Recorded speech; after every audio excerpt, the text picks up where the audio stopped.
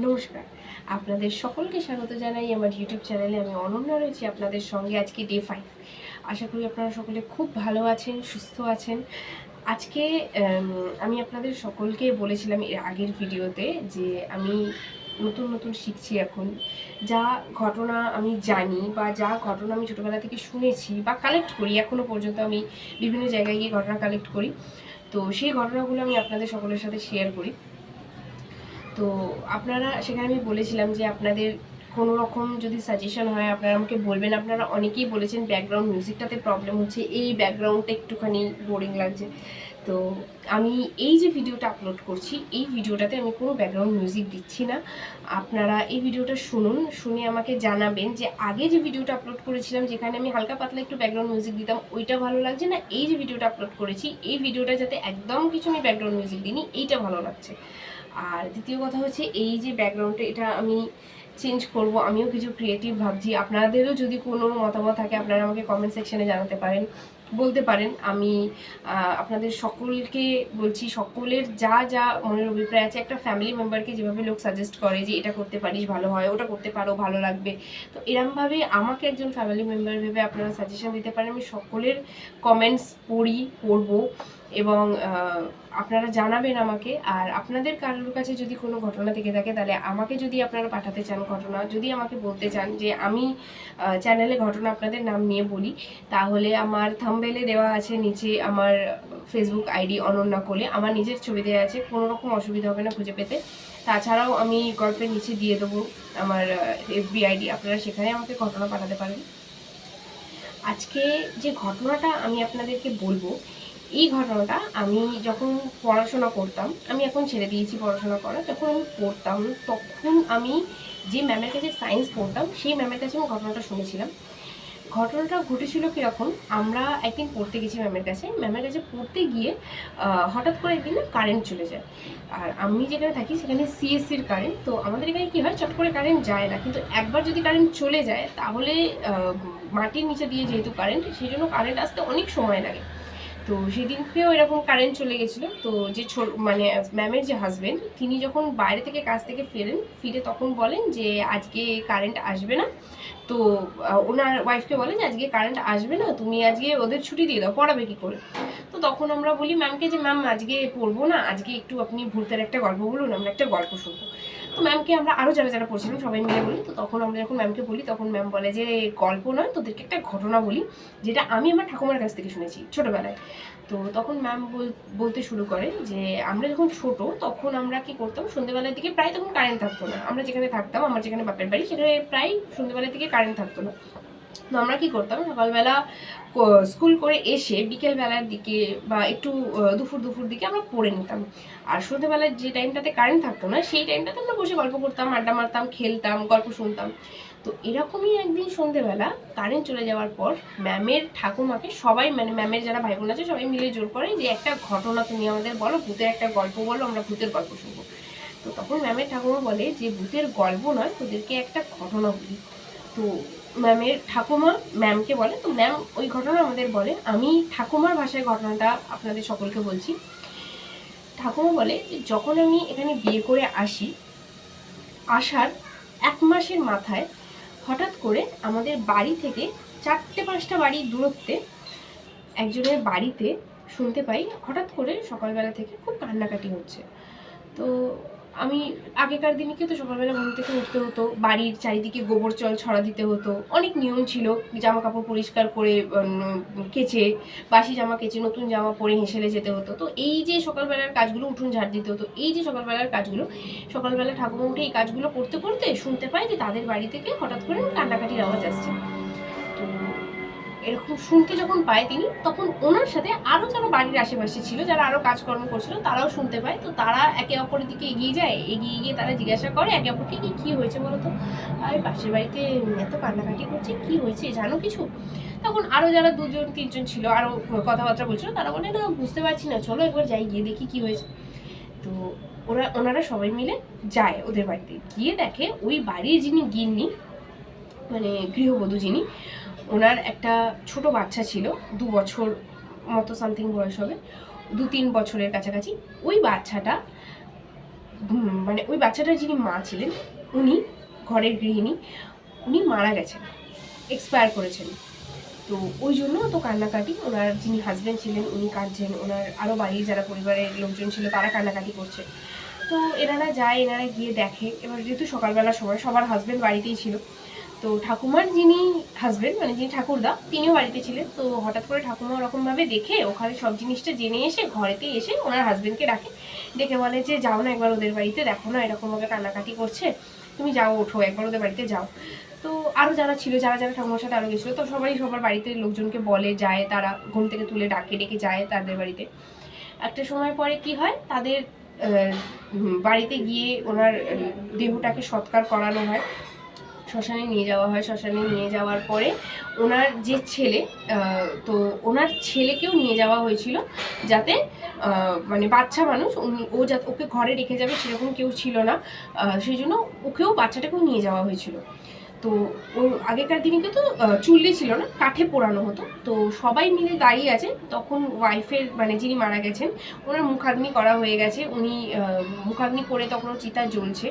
আর বাবাটা যে মানে যিনি হাজবেন্ড উনি দাঁড়িয়ে আছে আর লোকজনের সাথে কথাবার্তা বলছে, বাচ্চাটাকেও নিয়ে একটা জায়গায় দাঁড়িয়ে আছে। তো কথা বলতে বলতে এক পর্যায়ে কি হয়, বাচ্চাটা অনেকক্ষণ ধরে মামা করে কান্নাকাটি করছিল।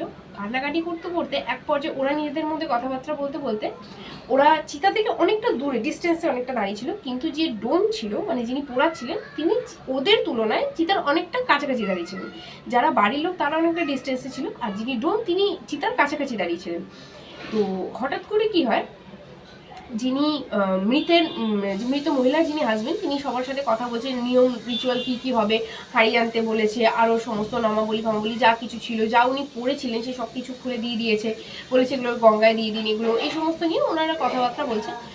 তো হঠাৎ করে কি হয়, বাচ্চাটা সবার চোখের আড়ালে না ছুটে গিয়ে মা মা করে চিৎকার করতে করতে ছুটে গিয়ে না চিতার আগুনের ওপর পড়ে যায়।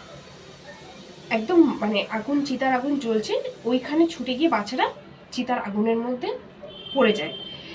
যিনি ডোম ছিল মানে এতটাই তাড়াতাড়ি ঘটনাটা ঘটে যে আশেপাশের লোক আটকানোর জায়গায় না হতবিহ্বল হয়েছে যে কি হচ্ছে, জিনিসটা বুঝে ওঠার। একে তো সবার মেন্টালি প্রিপারেশন ঠিকঠাক ছিল না, তখন সবাই একটু আলাদাই এতে ছিল, সবাই একটু শোকাগ্রস্ত ছিল, মন খারাপ, সবার মাইন্ড মেন্টালিটি ঠিক নেই। বেসিক্যালি যিনি মারা গেছে তার হাজবেন্ডের তো একদমই মাইন্ড মেন্টালিটি ঠিক নেই। তো এই যে পুরো ঘটনাটা ঘটেছে, এই পুরো ঘটনাটার মধ্যে ওই বাচ্চাটা যে ছুটে গিয়ে মায়ের চিতার ওপর উঠে ঝাঁপ দিয়েছে, এটাতে আটকানোর আগে ওরা সবাই মানে হাঁ করে দেখছে আটকাবে যে জিনিসটা, ওদের আর এইটা মাথার মধ্যে নেই বাচ্চাটাকে গিয়ে ধরি। কিন্তু যিনি ডোম ছিলেন উনি কি করেন, উনি যেহেতু চিতার একটু কাছাকাছি ছিলেন, ওরা যখন চিৎকার করে ওঠে, জিনিসটা যখন ওদের বোধগম্য হয়, যখন চিৎকার করে ওঠে তার আগেই ডোম কি করে, আগুনের ভেতর হাতটা ঢুকে বাচ্চাটাকে টেনে বের করতে চায়। কিন্তু ততক্ষণে অনেকটা দেরি হয়ে গেছে, বাচ্চাটাকে বের করা যায় না। ডোম যিনি ছিলেন ওনার হাতের অনেকটা অংশ পুড়ে যায় আগুনের তাপে, বাচ্চাটাকে বের করা যায় না। তো মায়ের সাথে কি হয়, বাচ্চাটাও পুড়ে মারা যায় একই সাথে চিতায়। আরও বাবা যিনি মানে যিনি হাজবেন্ডটা উনি আরও ভেঙে পড়েন বাচ্চা ছেলেটা ওরকমভাবে একটা অ্যাক্সিডেন্ট ঘটে যাওয়ার পরে। তো এরপরে কি হয়, অনেক দিন কেটে যায়। কেটে যাওয়ার পরে বাড়ির ওনার সমস্ত কাজকর্ম হয়ে যায়, 13 দিনে যা কিছু থাকে আর শ্রাদ্ধ আসমানো সব হয়ে যায়। তো এর অনেক দিন পরে বাচ্চাটার যে বাবা, সেই বাবার আরও যারা বাড়ির লোক, আশেপাশে যারা লোক ছিল, প্রতিবেশী যারা ছিল, তারা একদিন বসে বসে কথা বলছে বাড়ির বাইরে যে এরকমভাবে অকালে বউটা চলে গেল, খুব খারাপ লাগছে, কিন্তু বাচ্চাটা ছিল, বাচ্চাটার জন্য যদি বাবাটা থাকতো। কিন্তু মানে যে ওনার যে হাজব্যান্ড ছিলেন, ওনার হাজব্যান্ড তারপর থেকে একটু মেন্টালি ডিস্টার্ব হয়ে যান উনি, মানে একই সাথে ওয়াইফকে হারিয়েছেন, তারপর একটা ছোট্ট বাচ্চা 2.5-3 বছরের বাচ্চা তাকেও উনি এরকমভাবে অ্যাক্সিডেন্টালি হারিয়ে ফেলে। তো উনি একটু মেন্টালি ডিস্টার্ব হয়ে যান।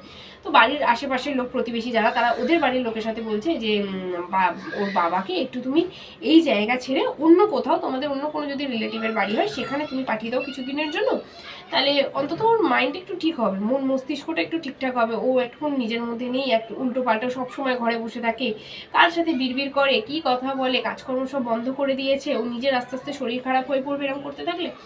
তো এরকম কথাবার্তা বলতে বলতে ঠাকুমার যিনি হাজব্যান্ড, মানে আমার ম্যামের যিনি ঠাকুমা, তার যিনি হাজব্যান্ড, ঠাকুমাও ছিল ওদের সাথে কথা বলছিল, ঠাকুমার যিনি হাজব্যান্ড তিনি সন্ধ্যেবেলা বাড়ি ফেরেন।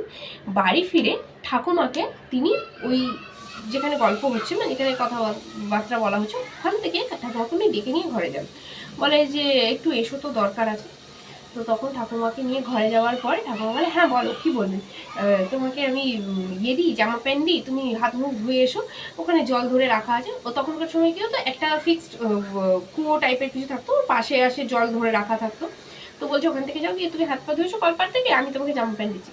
তখন ওনার হাজব্যান্ড বলে যে তোমার সাথে আমার একটু দরকার আছে, তুমি একটু বসো। তো তখন ঠাকুর বলে, হ্যাঁ বলো কী দরকার আছে, কি হয়েছে। তখন ঠাকুমার যিনি হাজব্যান্ড বা ঠাকুরদা, উনি বলেন যে তুমি ওদের সাথে মানে কী কথা বলছি। তখন ঠাকুমা বলে, আরে বলো না গো, ছেলেটা দেখেছো তো, খুব খারাপ অবস্থা হয়ে গেছে গো, ঘর থেকে বাইরে বেরোয় না, বাইরে কাজকর্মে যায় না, সারাদিন কি বিড়বিড় করে যাচ্ছে, বাড়ির লোকের চিন্তা হয় না বলো না, বাচ্চাটাও চলে গেল, বউটাও চলে গেল অকালে, তাই আমরা বলছিলাম যে একটা বাইরে কোথাও যদি দিয়ে আসতে। তখন কথাটা ওনাকে আটকে দিয়ে ঠাকুরদা যিনি, উনি বলেন, জানো তো আমি একটা জিনিস দেখেছি। তখন ঠাকুমা বলেন, কি দেখেছো। তখন উনি বলছেন যে আজকে যখন কাজ থেকে বাড়ি ফিরছি, তখন আমি রাস্তা দিয়ে আসার সময় দেখি অনেকটা দূর থেকে একটা কাঠের একটা টুকরো জ্বলছে। কাঠের একটা টুকরোর পার্টিকুলার একটা অংশ, একটা এরকম কাঠের টুকরো হলে একটা পার্টিকুলার অংশ জ্বলছে। আর কাঠের টুকরোটা না এরমভাবে পাল্টে পাল্টে পাল্টে পাল্টে রাস্তায় দিয়ে এগোচ্ছে। অন্ধকার রাস্তা, তখন গ্যাসপোর্টের আলো ফালো ছিল না, অন্ধকার রাস্তা। তো ওটা যে জ্বলছে কাঠের একটা অংশ, সেটা ঠাকুরদা অনেকটা দূর থেকে দেখে বুঝতে পারছে যে একটা রাস্তার মধ্যে কিছু পড়ে আছে এবং সেটা জ্বলছে। তো ঠাকুরদা কি করে, আস্তে আস্তে যখন এগোচ্ছে তখন উনি দেখতে পান, একদম আস্তে আস্তে সন্তর্পণে এগোতে এগোতে দেখতে পান যে কাঠটা এরকম পাল্টে পাল্টে পাল্টে পাল্টে রাস্তার উপর দিয়ে যাচ্ছে, আর কাঠের একটা পার্টিকুলার জায়গায় জ্বলছে। তো এনারা আগেকার দিনের মানুষ, এনারা এই জিনিসগুলো জানেন। তো উনি কি করেন, কিছুক্ষণ দাঁড়িয়ে যান। যখন উনি দাঁড়িয়ে যান তখন ওই কাঠটা ওনার উপস্থিতি টের পেয়ে কাঠটারও যে অংশটা জ্বলছিল ওই অংশটা নিভে যায়, মানে জ্বলন্ত যে অংশটা, ওই অংশটা নিভে যায়, আর কাঠটাও না স্থির হয়ে যায়, মানে কাঠটা আর চলছে না। একদম রাস্তার মাঝামাঝি, এরকম রাস্তা হলে একদম রাস্তার মাঝামাঝি কাঠটা এসে এরকমভাবে স্থির হয়ে গেছে। তো তখন ঠাকুরদা কি করেন, একদম রাস্তার দুদিকে হচ্ছে আলপথ, মানে হয়েছে, চাষাবাদ করা হয়েছে, তো দুদিকে হচ্ছে ক্ষেত। তো ঠাকুরদা কি করে, ওই জায়গাটা থেকে নেমে গিয়ে, ক্ষেত মানে হচ্ছে লম্বা ফাঁকা বাগান মতো, বাগান বলছি সরি, মাঠ মতো দুটো সাইডে, এই সমস্ত পাট ফাট শুকোতে দেওয়া হয়, এই সমস্ত করা হয়। তো ঠাকুরদা কি করে, ওই পথ থেকে নেমে গিয়ে ওই মাঠের পাশ দিয়ে ঘুরে আবার পথে উঠে চলে যায়। আর কাকু তখন, মানে ঠাকুমাকে তখন এসে ঠাকুরদা বলছে যে জানো তো, ওটা পেতি কাঠ ছিল। পেতি কাঠের ব্যাপারটা হচ্ছে, কোনো সধবা ওয়াইফ, মানে সধবা বধূ যদি মারা যায় এবং তার সিঁথিতে দেখবে অনেক ভর্তি করে সিঁদুর দেওয়া থাকে, সধবা যখন মারা যায় পায়ে আলতা পরা থাকে, সিঁথিতে সিঁদুর পরা থাকে, ওই সিঁথির সিঁদুরটা পোড়ানোর সময় যদি চিতার কাঠে কোনোভাবে লেগে যায়, ওই মাথার সিঁদুর বা পায়ের কাঁচা আলতা যদি কোনো রকমভাবে লেগে যায় কাঠের মধ্যে, সেটা নাকি ওই কাঠটা নাকি পড়ে না, ওই পার্টিকুলার কাঠটা নাকি পড়ে না। আর ওই কাঠটার মধ্যেই নাকি ওই যে যাকে মানে জ্বালানো হয়েছে, যাকে পোড়ানো হয়েছে, ওনার আত্মা নাকি ওই কাঠটার মধ্যে থেকে মানে পুরো জায়গাটাকে নিজের আয়ত্তের মধ্যে করে, মানে ওই কাঠটার মধ্যে নাকি ওনার আত্মাটা চলে আসে, এটাকে নাকি পেতি কাঠ বলে। তো উনি কি করেন, ওখান থেকে চলে আসেন। তো উনি দেখতে পান যে উনি যখন যাচ্ছেন তখন উনি আবার, মানে অনেকটা চলে গেছে, তখন উনি আবার শুনতে পান পেছন থেকে একটা কাঠ যদি রাস্তার মধ্যে এরকমভাবে ঘোরে তাহলে একটা ঠক ঠক ঠক ঠক করে আওয়াজ হয়। তো উনি শুনতে পান আবার ওই রকমভাবে আওয়াজটা ঠক ঠক ঠক ঠক করে করে হচ্ছে, আর ওনার পেছন দিকে হচ্ছে, আর অতিরিক্ত দ্রুত হচ্ছে, মানে আগে যেটা হচ্ছিল এরকমভাবে পাল্টাচ্ছিল, আবার পাল্টাচ্ছিল, আবার পাল্টাচ্ছিল। এবার উনি শুনতে পান যে উনি অনেকটা এগিয়ে গেছে, পেছন থেকে এরকম পাল্টাচ্ছে, আবার পাল্টাচ্ছে, আবার পাল্টাচ্ছে, আবার পাল্টাচ্ছে, মানে তাড়াতাড়ি তাড়াতাড়ি করে যাচ্ছে ওনার দিকে। তো উনি কী করেন, পেছন দিকে আর তাকায় না, উনি ছুটে একদম বাড়ি চলে আসে। এসে ওনার ওয়াইফকে বলে যে জানো তো, এরকম আমার মনে হয় ওর ওই জিনিস, ওর যে মারা গেছে, ওর যে বউ মারা গেছে, ওর বউয়েরই মনে হয় মাথার সিঁদুরের কাঠটা লেগে এরকমভাবে এদিক ওদিক ঘুরে বেড়াচ্ছে। তো তখন ঠাকুমা বলে যে বাবা তুমি কি বলছো, আমার ভয় লাগছে এই সমস্ত, তুমি তো বাইরে বললে না কেন ওদের সামনে? তখন ওরা বললো যে দেখো ওদের বাড়িতে মারা গেছে, ওরা এমনিতেই এই জিনিসটা নিয়ে খুব দুঃখে আছে, এই জিনিসটা যদি আমি আবার বলি ওরা ভাববে যে আমি জিনিসটা নিয়ে মজা করছি, ওদের একটা বাড়ির ব্যাপার নিয়ে আমি এই জিনিসটা ওদেরকে আরও আঘাত করার চেষ্টা করছি। কিন্তু তখন ঠাকুমা বলে যে ঠিক আছে, তুমি আর এই সমস্ত দিকে ভেবো না, তুমি কাল থেকে একটু তাড়াতাড়ি বাড়ি আসবে। তো আচ্ছা, ঠাকুমা যে আমার মামিদের, মানে মামি বলছে আমার যে ম্যামেদের ঘটনাটা বলছিল, তো তখন ম্যামেরা ছিল, ম্যামের আরও ভাই বোনেরা ছিল, আর তার সাথে আরও বাইরের 2-3 জন বাচ্চা ছেলে মেয়েরা এসেছিল ঘটনাটা শুনতে, যেহেতু বাড়ির বাইরে উঠোনে বসে ঘটনাটা বলছে, তো আরও বাচ্চা 2-3 জন বাইরে থেকে শুনতে এসছে ঘটনাটা। তো ম্যামের ঠাকুমা ওরকম বলছে। তো এবার হঠাৎ করে কি হয়, ওইভাবে বলে ঠাকুমা ঠাকুরদাকে যে তুমি কাল থেকে তাড়াতাড়ি করে বাড়ি আসবে, এত রাত আর তুমি করবে না। তো এরকম বলতে বলতে ঠাকুরদা বলে যে তুমি চিন্তা করো না, কিছু হবে না। ওই দিনটা চলে যায়। ওই দিনটা যাওয়ার পর থেকে গ্রামের অনেক লোকও এই জিনিসটা দেখতে পায়, যেটা ঠাকুরদা দেখেছিল। অনেক লোক এই জিনিসটা গ্রামের লক্ষ্য করে যে এরকমভাবে একটা কাঠ জ্বলছে, যে জায়গায় সিঁদুরটা লেগেছে ওই জায়গাটা জ্বলছে, আর এভাবে পাল্টে পাল্টে পাল্টে পাল্টে রাস্তা দিয়ে যাচ্ছে। তো কি করে সবাই গ্রামের লোকেরা যখন সবার মুখে মুখে এই জিনিসটা ছড়িয়ে পড়ে, তো তখন ঠাকুমাও বলে যে আমার এরকম উনিও দেখেছেন, কিন্তু তোমাদের কাউকে কিছু বলেননি, তোমরা যদি কিছু খারাপ মনে করো সেই জন্য, আর আমিও তোমাদেরকে কিছু জানাইনি।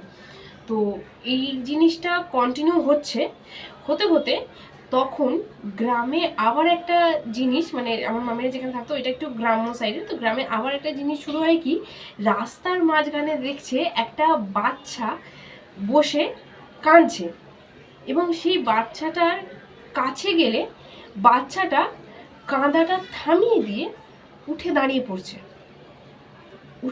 পড়ে হঠাৎ করে যে এগিয়ে এসছে তার দিকে চলতে শুরু করছে। মানে সাপোজ তুমি চিন্তা করো, তুমি একটা রাস্তা দিয়ে যাচ্ছ, অন্ধকার রাস্তায় দেখতে পাচ্ছ একটা বাচ্চা বসে কাঁদছে, এবং সেই বাচ্চাটা যে কান্নাকাটি করছে সেই বাচ্চাটার দিকে তুমি এগোচ্ছ, যে কি কারণে বাচ্চাটা, কার বাচ্চা, কেন কাঁদছে, এখানে রাস্তায় বসে, এখানে তো একটা বাচ্চা থাকার কথা নয়। হঠাৎ করে তোমাকে নিজের দিকে আসতে থেকে সেই বাচ্চাটা কান্নাকাটি বন্ধ করে দিয়ে বসা থেকে উঠে দাঁড়িয়ে পড়ে তোমার দিকে, তোমার সামনে তুমি এগোচ্ছ, বাচ্চাটা তোমার দিকে এগোচ্ছে অন্ধকার রাস্তার মধ্যে। তো এই জিনিসটা গ্রামে আবার একটা নতুন জিনিস শুরু হয়, এটাও সবার মুখে মুখে আছে। তো সবাই তখন বলে যে ওর মনে বাচ্চাটা আর ও কোনোভাবে তৃপ্তি পায়নি, মনে হয় আত্মার শান্তি হয়নি, সেই জন্য এরকমভাবে গ্রামে বিভিন্ন লোককে দেখা দিচ্ছে। তো তখন সবাই বলে যে এটা তো দিন দিন উচিত নয়, খারাপ হচ্ছে খুব। তখন সবাই ঠিক করে যে একজনকে, গ্রামের বাইরে একটা কালী মন্দির আছে, কালী মন্দির থেকে একজন পুরোহিতকে ডেকে এনে একটু পুজো করালে যদি ঠিকঠাক হয়। তখন গ্রামের বাইরে থেকে পুরোহিতকে ডেকে আনে, পুরোহিত থেকে কালী মন্দির থেকে ডেকে এনে পুরোহিত বলে যে যেহেতু অপঘাতে মরা, আর সব থেকে বড় কথা যিনি মারা গেছেন উনি যেহেতু খুব অল্প বয়সে মারা গেছে, ওনার একটা ছোট বাচ্চা ছিল, ওনার নিজের মনে অনেক ইচ্ছে ছিল যে সংসার করবে, বাচ্চাটাকে বড় করবে, এটা যেমন সাধারণ মেয়ের থাকে। তো অনেক অপূর্ণ ইচ্ছে নিয়ে যেহেতু মারা গেছে, সেই জন্য কি হচ্ছে, মারা যাওয়ার পরেও ও মেনে নিতে পারছে না যে আমি মারা গেছি, এবং ও যেভাবে আগে যখন বেঁচে ছিল সবার সাথে থাকতো, ও সেভাবে সবার সাথে থাকতে চাইছে। কিন্তু সমস্যা হচ্ছে যে ও যে মারা গেছে এই জিনিসটা ও মানতে পারছে না, এবং তার জন্য অন্য যারা জীবিত আছে তাদের হ্যামারেজ হচ্ছে, তারা কষ্ট পাচ্ছে, তারা এই জিনিসটা দেখে ভয় পাচ্ছে, আতঙ্কিত হয়ে পড়ছে। আর ও কি করছে, ওই যে কাঠটা, সেদিনকে পুরোহিত ঠাকুর এসে বলে যে কাঠটা তোমরা দেখেছো, ওই কাঠটাকে খুঁজে নিয়ে আসতে হবে, খুঁজে নিয়ে এসে ওই কাঠটাকে পুজো করে কাঠটাকে আগে জ্বালাতে হবে। কাঠটাকে যদি না জ্বালানো হয় তাহলে কিন্তু ওর আত্মার শান্তি হবে না। তো সবাই এই কথা শুনে কি করে, সবাই খুঁজতে বেরিয়ে যায় চারিদিকে, বিভিন্ন জায়গায় খোঁজে, সকালবেলা থেকে বিভিন্ন জায়গায় খোঁজে, কিন্তু কাঠটাকে কোথাও দেখতে পাওয়া যায় না। সবাই ঘুরে এসে বলে যে বাম ঠাকুর কাঠটাকে তো কোথাও পেলাম না। বলছে কাঠটাকে পেলাম না বললে হবে না, কাঠটাকে পেতেই হবে। কাঠটাকে যদি না পাও তাহলে কিন্তু খুব মুশকিল। ও কিন্তু ওরমভাবে ঘুরতে ঘুরতে ঘুরতে ঘুরতে যে যাচ্ছে, তুমি চোখে দেখতে পাচ্ছ বলে থেমে যাচ্ছ। তুমি যদি দেখতে বাই চান্স না পাও, আর ওকে যদি একবার তুমি ডিঙিয়ে যাও কোনোভাবে, আর ও এমন জায়গাতেই থাকবে রাস্তার মাঝখানে, তুমি হয়তো দেখতে পেলে না, তুমি ওকে ক্রস করে গেলে, পাটা ওর উপর দিয়ে টপকে গেলে, ও সঙ্গে সঙ্গে তোমাকে দেখে দেবে। তো তো কার্ডটাকে আগে খুঁজে বের করতে হবে। তো এভাবে উনি কথাবার্তা বলতে বলতে আরও সবাইকে বলে যে তোমরা কার্ডটাকে আগে খোঁজো, আমাকে ডেকে আনবে, কার্ডটাকে খুঁজে পেলে কেউ ধরবে না, একজন কার্ডটার সামনে দাঁড়িয়ে থাকবে, কার্ডটাকে ডিঙাবে না, ক্রস করবে না, কার্ডটার সামনে দাঁড়িয়ে থাকবে থেকে আর বাকি জনকে দিয়ে আমাকে ডাকতে পাঠাবে। তো গ্রামের সবাইকে বলে ওই দিন পুরোহিত ঠাকুর চলে যান। এরপরে কার্ডটাকে গোটা যারা ওখানে আশেপাশে ছিল সবাই মিলে খুঁজতে শুরু করে দেয়। তারপরের দিন থেকে যে কোথায় কোথায় দেখছে, বলছে যে দেখ চারিদিকে দেখ, খুঁজতে থাক খুঁজতে থাক। তো এরকমভাবে 3 দিনের মাথায় একদিন দুপুরবেলার দিকে কার্ডটাকে খুঁজে পাওয়া যায়। কার্ডটাকে খুঁজে পাওয়া যায় হচ্ছে শ্মশানে, যেখানে বউটাকে পোড়ানো হয়েছিল সেই শ্মশানের বাইরে যে গেট, মানে যে ঢোকার জায়গা, ওই গেটের বাইরেই কার্ডটাকে পড়ে থাকতে দেখা যায়। তো তখন ওইখানে দুজন দাঁড়িয়ে থেকে পুরোহিত ঠাকুরকে যে ওখান থেকে নিয়ে এসে ওখান থেকে পুরোহিত ঠাকুরকে এনে ওই কার্ডটাকে সমস্ত পুজো আচ্ছা করে কার্ডটাকে আরও সমস্ত যা কিছু ক্রিয়াকর্ম করার করে কার্ডটাকে কি করা হয় ওই শ্মশানের মধ্যে নিয়ে গিয়ে কার্ডটাকে আবার জ্বালিয়ে দেওয়া হয়। তো তারপর থেকে কি হয়, ওই কার্ডটার কোনো রকম আর কোনো কিছু না থাকলেও বাচ্চাটাকে নিয়ে কিন্তু কিছু করা যায়নি। বাচ্চাটার ওইভাবে যে রাস্তায় বসে থাকতো, কান্নাকাটি করতো, এরপর গিয়ে কাঠটাকে যখন ওভাবে পুড়িয়ে দেওয়া হয় তখন বাচ্চাটাকে যে প্রায়শই দেখা যেত রাস্তায়, এই জিনিসটাও আস্তে আস্তে রেয়ার হয়ে যায়। মানে কেউ খুব একটা দেখতে পায় না, খুব রেয়ার। হয়তো রাত্রিবেলা অনেক রাতে 2:30-3টের সময় কেউ হয়তো যাচ্ছে, তখন হয়তো 1-8বার দেখতে পেলো। বাস আগে যেরকম প্রায়শই দেখতে পেতো, হরদমই দেখতে পেতো, এ বলছে আজকে আমি দেখতে পেয়েছি, ও বলছে কালকে আমি দেখতে পেয়েছি, ও বলছে আরে পরশুদিন তো আমিও দেখেছি, এই জিনিসটা বন্ধ হয়ে যায়। বাচ্চাটাকেও আর কেউ দেখতে পায় না। তো এবার এই জিনিসটা যেহেতু প্রবলেমটা সীমিত হয়ে আসে, সমস্যাটা যেহেতু আর মানে খুব একটা গুরুতর হয় না, তো এই জিনিসটাতে কেউ আর পাত্তা দেয় না। তো এরপর থেকে সব কিছু ঠিকঠাক হয়ে যায়, নর্মাল হয়ে যায় বলে ঠাকুমা ম্যামেদেরকে বলছে যে এই ঘটনা ছিল, এই ঘটনাটা আমি এসে এখানে দেখেছি, মানে অনেক আগে দেখেছি বাচ্চাটাকে, এখনও বউটাকে, এখনও মুখ ঝাপসা হয়ে গেছে, মনে পড়ে আর অত পড়ার বয়স হয়ে গেছে এখন। তো তখন যখন ঘটনাটা শেষ হয়েছে তখন ম্যামের যে মা তখন ডাকতে আসে সবাইকে, বলে চল ঘরে চল, খাওয়া দাওয়া করবি, রাত্রিবেলা 9টা বাজতে যায়, খাওয়া দাওয়া করে শুয়ে পড়বি, কালকে সকালবেলা তাড়াতাড়ি উঠে পড়তে যাওয়ার আছে, সবার স্কুল যাওয়ার আছে। তো সেই সময় ঠাকুরদাও, মানে যিনি তখন বেঁচে ছিলেন, জীবিত ছিলেন, ঠাকুমার যিনি হাজবেন্ড, উনিও সেই মুহূর্তে ঠাকুমাকে ডাকতে আসে যে চলো ঘরে খাবার হয়ে গেছে, খেয়ে নেবে। তখন ঠাকুরদা এসে দেখেন যে ম্যামেরা যেখানে বসে গল্পটা শুনছিল, ম্যামের ভাইয়েরা, ঠাকুমা একটা জায়গায় বসে একটা মাদুর পেতে মাদুরের উপর বসে গল্প করছিল, আর ম্যামের যারা ছিল আরও ভাই বোনেরা তারা সব বসেছিল জায়গায় পুরো গোল করে। ওইখানে দেখতে পায় সেই ছেলেটা বসে ঘটনাটা শুনছে, যে ছেলেটা মারা গেছিল, এই বাচ্চাটা। ঠাকুমা এতক্ষণে, যেহেতু ঠাকুমা বিয়ে হয়ে সবে গেছে, 1-1.5 মাসের মাথায় ঘটনা, ঠাকুমা তো আগেকার দিনে কেউ তো বিয়ের পরে খুব একটা বউ বাইরে বেরোতো না, আর সবার সাথে খুব একটা আলাপচারিতা ছিল না, কিন্তু ঠাকুরদা তো ওখানে ছিল, ওখানে তো ঠাকুরদা এগুলো বেলা থেকে থাকতো। তো যে বাচ্চাটা, সেই বাচ্চাটাকেও চিনতো, যে বাচ্চাটার মা তাকেও চিনতো। ঠাকুমা অতটা না মনে পড়লেও, ঠাকুমার ঝাপসা মনে থাকলেও, কিন্তু ঠাকুরদা তো পুরোপুরি মনে আছে। ঠাকুরদা ডাকতে এসে দেখে যে ম্যামের যারা আরও, মানে ঠাকুরদার যারা নাতি নাতনি তারা বসে আছে, তাদের সাথে আরও দুটো বাড়ির বাচ্চারা বসে আছে, তার সাথে ওই বাচ্চাটাও ওখানে আছে বসে। এবং বাচ্চাটার চোখের দৃষ্টিটা এতটাই ঠান্ডা, আর একদম মানে চোখের পাতা ফেলছে না, জাস্ট এরকমভাবে তাকিয়ে আছে এক দৃষ্টে ঠাকুমার দিকে।